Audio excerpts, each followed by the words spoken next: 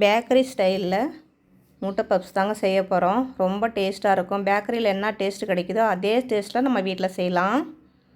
200 gram மைதா, அதுக்கு தேவையான salt, கொஞ்சம் கொஞ்சமாக தண்ணி ஊற்றி நம்ம சப்பாத்திக்கெலாம் மாவு பிசையோம்ல அந்த மாதிரி பிசைஞ்சிக்கோங்க. லாஸ்ட்டாக கொஞ்சமாக எண்ணெய் தடவி மூடி போட்டு 1 ஹவர் ஊற விட்டுருங்க. ஒரு கடாயை சூடு பண்ணிவிட்டு 3 ஸ்பூன் எண்ணெய், 1/4 கிலோ வெங்காயம் நல்லா வதங்கட்டும். இஞ்சி பூண்டு பேஸ்ட்டு 1 ஸ்பூன் போட்டுக்கிறேன். துருவி தான் போட்டிருக்கேன். காரத்துக்கு தகுந்த மாதிரி பச்சை மிளகா போட்டுக்கோங்க. 1/2 ஸ்பூன் ஜீரகத்தூள், 1/2 ஸ்பூன் கரம் மசாலா, 1/2 ஸ்பூன் தனி மிளகாய்த்தூள், 1 ஸ்பூன் தனியாத்தூள், தேவையான சால்ட்டு, கொஞ்சமாக மஞ்சத்தூள், இது எல்லாத்தையும் போட்டு நல்லா வதக்கிக்கலாம். சிக்கன் மசாலா தூள் 1/2 ஸ்பூன் போட்டுக்கிறேன். அப்போ தான் நல்லா வாசனையாக இருக்கும். கொஞ்சமாக தண்ணி தெளித்து மூடி போட்டு ஒரு 5 நிமிஷம் வேகட்டும். அப்போ தான் பச்சை வாசனை போகும். 3 ஸ்பூன் நெய்யில் 2 ஸ்பூன் கார்ன்ஃப்ளவர் சேர்த்துக்கலாங்க. நல்லா கலந்து வச்சுக்கலாம். பேஸ்ட் மாதிரி இந்த மாதிரி இருக்கணும். நல்லா மாவு ஊறி வந்துருச்சு. இந்த மாதிரி நல்லா உருட்டி எடுத்துக்கோங்க மாவை. உள்ளே வைக்கிற மசாலா ரெடி ஆகிடுச்சிங்க. இப்போ மாவு தேய்ச்சி எடுத்துக்கலாம். இந்த மாதிரி தேய்ச்சிக்கணுங்க ஒவ்வொரு பீஸும்.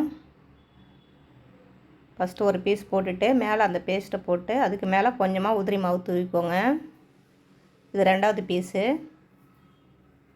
இதுலேயும் அதே தான். கொஞ்சமாக பேஸ்ட்டு போட்டுட்டு அதுக்கு மேலே மாவு. இது 3வது சப்பாத்தி. இதுக்கு மேலேயும் அதே தாங்க. கொஞ்சமாக பேஸ்ட்டு, கொஞ்சமாக உதிரி மாவு. 3 பீஸையும் ஒன்றா போட்டு இந்த மாதிரி தேய்ச்சி விட்டுக்கோங்க. மறுபடியும் அந்த பேஸ்ட்டை போட்டுட்டு உதிரி மாவு போட்டு இந்த மாதிரி மடிச்சுக்கோங்க. இதுக்கு மேலே கொஞ்சமாக பேஸ்ட்டு, கொஞ்சமாக மாவு தூவிக்கோங்க.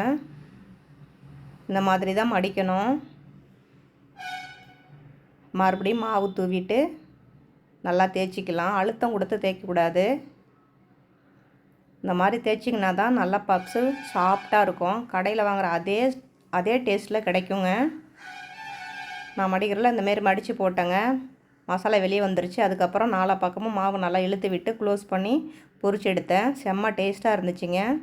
நீங்களும் செஞ்சு பார்த்துட்டு எப்படி இருக்குன்னு சொல்லுங்கள். நம்ம சேனல் பிடிச்சிருந்தா லைக் பண்ணுங்கள், கமெண்ட் பண்ணுங்கள். நம்ம இன்னொரு வீடியோவில் பார்க்கலாம். தேங்க்யூ.